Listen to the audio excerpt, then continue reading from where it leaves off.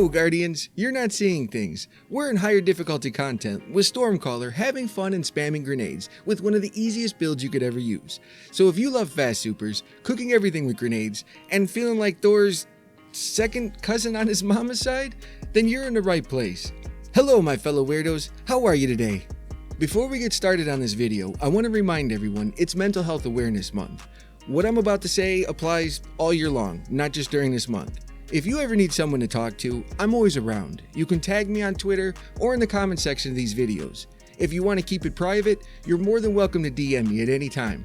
I'm open to any conversation. Hell, we could discuss cooking shows or how cats always like to show their butthole to everyone.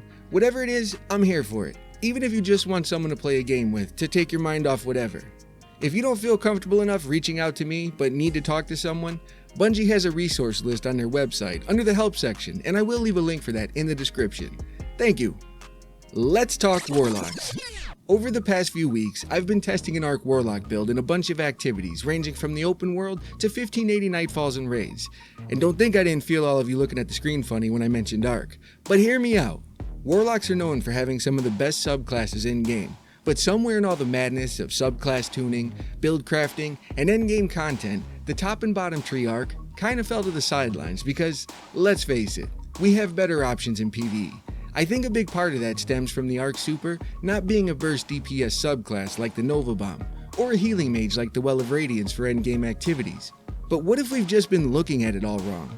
I don't think Bungie ever intended for the top and bottom tree Stormcaller to DPS bosses, but I do think it was meant to be an ad clearing monster, especially with how fast we can get it back. So why not use it as the God of Thunder and clear some ads?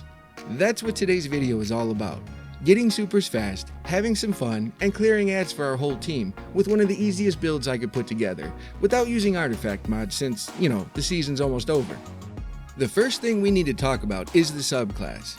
I normally avoid telling players what grenade to use, but for this build, I would strongly recommend the Storm Grenade. It has a small delay, but the damage and ad clearing capabilities in higher difficulty content is unmatched by the other two grenades, and it helps with the mods.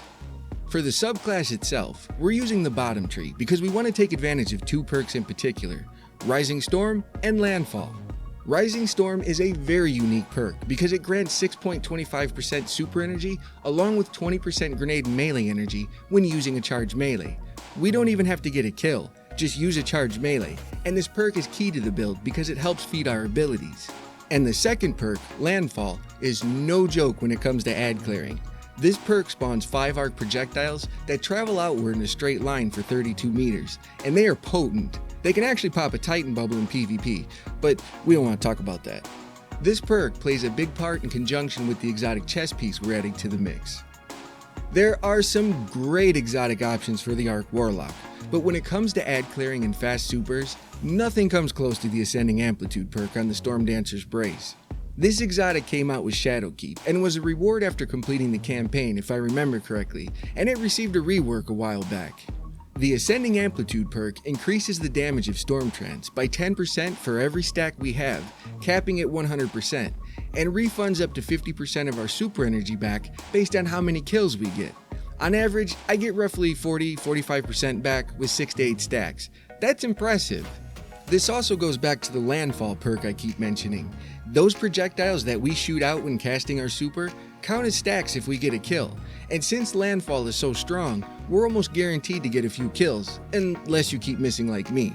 That's free stacks of Ascending Amplitude before we even start cooking ads with the super itself, which will in return give us more super damage and refunded super energy to continue spamming. To further help our super spam, we need to focus on ability regen. There are two directions we can go in depending on if we want a Charge Light or Elemental Well build. A full-on Charge Light build is fantastic in endgame activities, but we don't really see too many players using Charge Light mods these days, ever since the Protective Light nerf, or at least I don't. What we do see a lot of is players dropping Elemental Wells everywhere, especially after the Void rework, and I'm sure you can imagine what the Solar rework is going to look like. So I was trying to think of a way to take advantage of all these extra wells laying around. One of the biggest benefits of us or our teammates using a well build is that it doesn't matter what element the well is, it grants us 10% ability energy to the lowest ability, and if the well matches our subclass, we receive 10% to all abilities, which is why I chose the path of elemental wells. The first well mod we want to focus on is Elemental Light. This mod spawns an elemental well matching our subclass when defeating a combatant with our super. The only reason we're using this mod is to take advantage of the 10% ability energy back that we just talked about, but I have some options to pair with it just in case, and we'll come back to that in one moment. The next two mods we want to focus on are Explosive Wellmaker and Well of Ordnance. These two are the foundation of getting our grenades back faster. Explosive Wellmaker drops a solar elemental well whenever we rapidly kill 2 or more enemies with explosive damage. This can be any kind of explosive damage, and it just so happens that both the landfall perk and the storm grenade count towards this. And Well of Ordnance returns 10% grenade energy back when picking up the solar well we drop from Explosive Wellmaker. The last two mods are Well of Life and Bountiful Wells. Well of Life heals us for 13 HP per second for 11 seconds after picking up a solar well, and the timer refreshes if we pick up a new one. This comes in handy when casting our super because getting 2 kills with landfall procs Explosive Wellmaker. When we pick those solar wells up, we now have constant healing for 11 seconds while using our super. And the last mod, Bountiful Wells, causes any well mod that normally drops 1 well to now drop 2. In our case, that would be Elemental Light and Explosive Wellmaker. This mod is somewhat optional depending on what your stats look like. I have terrible RNG when it comes to high stat armor, so I have to compensate by dropping extra wells everywhere to make up for my recharge rate on abilities.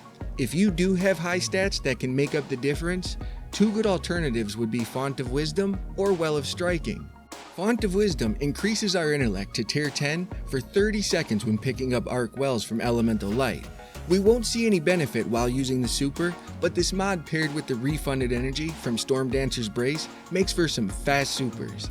And Well of Striking grants 10% melee energy when picking up Arc Wells. This helps feed the Rising Storm perk to give us more ability and super energy. But we're not stopping yet. There are 2 minor mods that play a big part in the flow of this build. Ashes to Assets for the helmet and Bomber for the class item. We will be stacking both of these to get the most out of them. Ashes to Assets grants us anywhere from 2.7% to 15% super energy from grenade kills based on what type of enemy it is.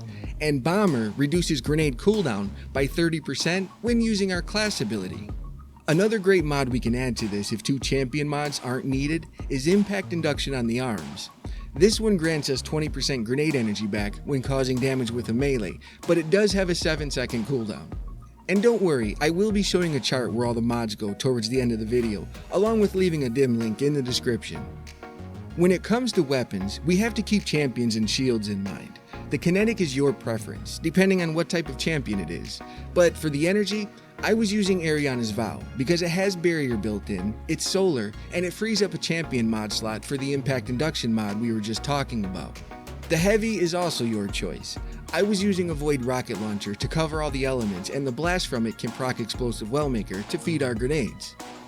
I wanted us to have a build that can feed off our team's elemental wells along with ours, but still be easy to use. All the wells we're picking up are contributing to our abilities, which in return gives us more super energy from Ashes to Assets and Rising Storm. While using our super, we're receiving healing from Well of Life after picking up a solar well from Explosive Wellmaker, and 10% energy to all abilities from picking up the Arc Wells left behind by Elemental Light. And depending on how many stacks of Ascending Amplitude we have when our super ends, we can get up to 50% of our super back to start the whole process over again. All the footage you've seen in the background so far is with tier 3 intellect and below average stats on everything else, so this build can carry itself, and I have a feeling it's only going to get better once the Arc rework makes its way into the game. That's it, just a lot of Arc fun. If you found this video helpful, a like would be awesome. But more importantly, be true to yourself, be good to one another, and have a fantastic day. Thank you!